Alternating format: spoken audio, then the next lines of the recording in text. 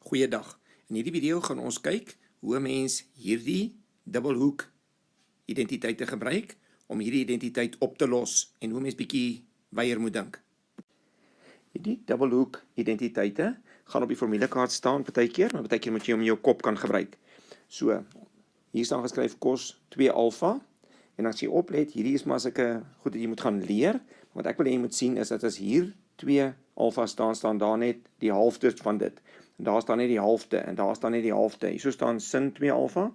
Maar hierdie moet jy net leer en hier sien hierdie ouetjie is die halfte so groot soos daai een en die halfte so groot soos daai een. En jy hierdie goeders kan mens bewys, maar is nie nou belangrik nie. Hierdie spesifieke vraag sê, bewys dat sin 4x is gelyk aan cos x maal hierdie ding. Maar die mense nou pla, as hulle sien hierdie sin tot die derde mag x, en waar kom dit nou vandaan? Nie belangrik nie. Kom ons kyk, hier is 'n manier hoe mense dit kan oplos. Ons sien hier staan sin 4x, ons skryf die linkerkant is gelyk aan, toe verander ek die sin 4x na hierdie toe. Waar het ek dit gekry? Hierso, en ek het net nog gesê, ons sit 'n 2 voor, en ons skryf daar die halfte van wat ons daar sien. So ons sien hier is 4x, so daarom staan daar 'n 2x, so dit kom van hier af. Nou gaan ek die sin 2x van hierdie ou hierin vervang, en die cos 2x moet ek vervang met een van hierdie 3.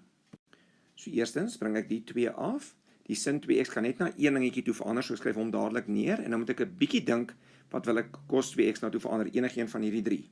Hierbo sien ek baie sinne, hier's ook tot 'n sin tot die mag 3, so ek gaan hom verander na hierdie een toe. As jy die verkeerde een kies, gaan jy net sien jou som werk nie uit, en dan kies jy die ander een. So ek skryf hierdie identiteit net hierin.